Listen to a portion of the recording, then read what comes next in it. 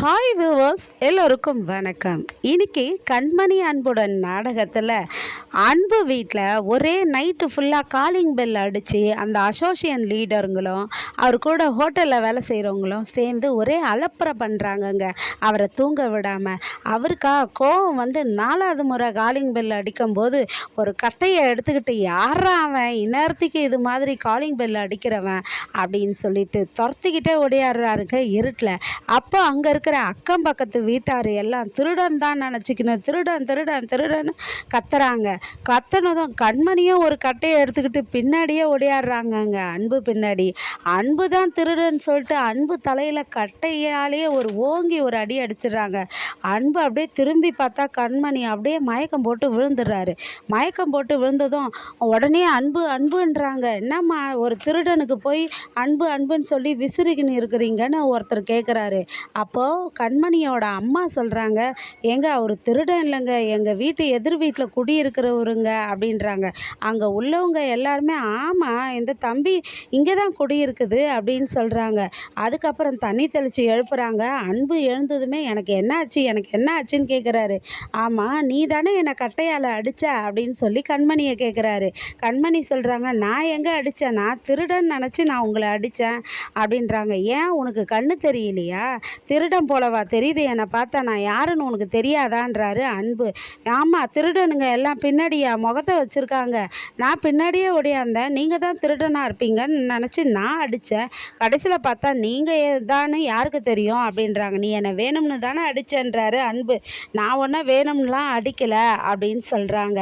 அதுக்கப்புறம் சரின்ட்டு கலைஞ்சி போயிடுறாங்கங்க. அப்புறம் அன்பு வீட்டில் அன்பு இருக்கிற இடம் தெரிஞ்சதும் அவங்க அம்மா வந்து எனக்கு அன்பை பற்றி நான் கவலையாக இருந்தேன், இனிமேல் எனக்கு எதுக்கு கவலைன்னு சொன்னதை கேட்ட வெண்ணிலா என்ன பண்ணுறாங்க, யோசிச்சுக்கிட்டே இருக்காங்க. அப்போ பாட்டி வராங்க. என்ன வெண்ணிலா யோசிச்சிட்ருக்க அப்படின்றாங்க. இல்லை பாட்டி, இந்த அன்பு எங்கே இருக்கிறாருன்னு தெரியாமல் தானே நீங்களும் நானும்லாம் தவிச்சுக்கிட்டு இருந்தோம், ஆனால் அவர் இப்போ எங்கே இருக்கிறாருன்னு இந்த வீட்டில் உள்ளவங்களுக்கு தெரியும் அப்படின்னு சொல்கிறாங்க.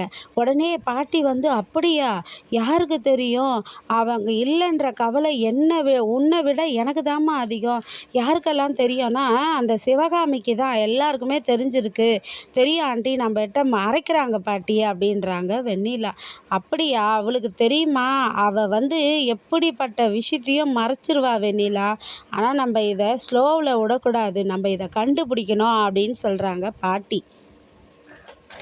அப்புறம் வந்து ஜீவா வந்து ஒரு ஹோட்டல் மேனேஜ்மெண்ட்டுங்கிட்ட பேசுகிறாரு அவருடைய பிஸ்னஸ்க்காக. அப்போ அவங்க சொல்கிறாங்க, உங்கள் ஹோட்டல் நல்லா ஒரு காலத்தில் பேர் போனது தான் ஜீவா, ஆனால் இப்போ ஒன்றும் சொல்லிக்கிற மாதிரி இல்லை, உங்கள் ப்ராஜெக்ட் எல்லாத்தையும் பார்த்தேன், எங்களுக்கு ஒன்றும் அஃபெக்ஷனாக தோணலை அப்படின்றாங்க. சார் என்னங்க சார் இப்போ வந்து இப்படி சொல்கிறீங்கன்னு சொல்கிறாரு ஜீவா. அதுவும் இல்லாமல் என்ன சொல்கிறாருன்னா, சார் எங்கள் ஹோட்டலில் பெரிய பெரிய சென்னையில் உள்ள ஆளுங்க எல்லாருமே எங்களுக்கு ஆர்டர் கொடுத்துருக்காங்க, நீங்கள் என்ன சார் வேண்டான்னு சொல்கிறீங்க அப்படின்னு சொல்கிறாரு ஜீவா. அதுக்கு வந்து அவர் சென்னையில் உள்ள பெரிய பெரிய இடமா, யார் உங்களுக்கு அப்படி ஆர்டர் கொடுத்துருக்காங்கன்னு சொல்லி கேட்குறாரு அந்த ஹோட்டல் மேனேஜ்மெண்ட் உள்ளவர். அப்போ ஜீவா சொல்கிறாரு, சென்னையில் மிகப்பெரிய ஸ்கூல் சார், வெல்மார்ட்டுன்ற அகாடமி ஒன்று எங்களுக்கு ஆர்டர் கொடுத்துருக்காங்க, இப்போ தான் எங்கள் ஹோட்டலுக்கு பிள்ளைங்களுக்கெல்லாம் வேணும், ஃபுட்டு வேணும்னு சொல்லிட்டு அப்படின்னு சொல்லிட்டு சொல்கிறாரு. உடனே அவர் அந்த ஹோட்டல் மேனேஜ்மெண்ட்டும் சொல்கிறாரு, சார் வெல்மார்ட்டா, அது இந்த சென்னையிலேயே பெரிய ஸ்கூல் ஆச்சு சார், அங்கே தான் எங்கள் கிட்ஸும் படிக்கிறாங்க, அவங்களே உங்ககிட்ட ஆர்டர் கொடுத்துருக்குறாங்கன்னா கண்டிப்பாக யோசிக்காமல் நானும் உங்களுக்கு ஆர்டர் கொடுத்துருவேன் அப்படின்னு சொல்கிறாரு அந்த hotel management sir. Okay sir, thank you சார்னு சொல்லிவிட்டு அப்புறம் இவர் வந்துடுறாரு. அதுக்கப்புறமா அன்பு வேலை செய்கிற ஹோட்டலுக்கு வந்துடுறாரு. கண்மணியும் வராங்க, அபர்ணாவும் வராங்க. அபர்ணா பார்த்துட்டு அன்புக்கிட்ட கேட்குறாரு, அன்பு உன் தலையில் என்ன ஆச்சு அன்பு, இவ்வளோ பெரிய காயமாக இருக்குன்றாங்க. ஒன்றும் இல்லை அப்படின்றாரு. இரு நான் ஐஸ் பேக் எதனா வச்சு விடுறேன்ட்டு போயிட்டு எடுத்துன்னு வந்து ஐஸ் பேக் வைக்கிறாங்க. அபர்ணாவை ஒன் சைடாக லவ் பண்ணுற காதலனுக்கும் பிடிக்கல, அவங்க என்ன இவ புருஷங்கிட்ட பண்ணுற மாதிரி பண்ணுறாளே அப்படின்னு சொல்லிட்டு அவர் கோவமாக பார்க்குறாரு. உடனே கண்மணி அங்கே வராங்க. கண்மணி அதை பார்த்ததுமே அவங்களுக்கும் சரியான கோவமாக இருக்குதுங்க. அதனால் வந்து அபர்ணாவை கேட்குறாங்க, அபர்ணா நேற்று செஞ்ச ரெசிபியோடைய வீடியோ எடுத்துமே அதை எல்லாத்தையும் அப்லோடு பண்ணிட்டியா அப்படின்னு கண்மணியை கேட்குறாங்க. இல்லை கண்மணி, இதோ அ அன்புக்கு வந்து அடிபட்டிருக்கு, அதனால் ஐஸ் ஒத்தரம் வைக்கிறேன் கண்மணி அப்படின்றாங்க. முதல்ல அந்த வீடியோவை எல்லாத்தையும் போயிட்டு நீ அப்லோடு பண்ணு, அதுக்கப்புறம் மற்ற வேலையெல்லாம் பார்க்கலாம் அப்படின்னு சொல்கிறாங்க. உடனே அன்புக்கிட்ட சொல்கிறாங்க, முதல்ல இங்கே வேலை செய்கிறவங்க எல்லாம் வேலை செய்கிற மாதிரி நடந்துக்கிட்டால் ரொம்ப நல்லது அப்படின்றாங்க. அப்போ அன்பு சொல்கிறாரு, நீ இப்படி பேசுகிற, நான் வேலை செய்கிற இடத்துல தான் இருக்கிறேன்.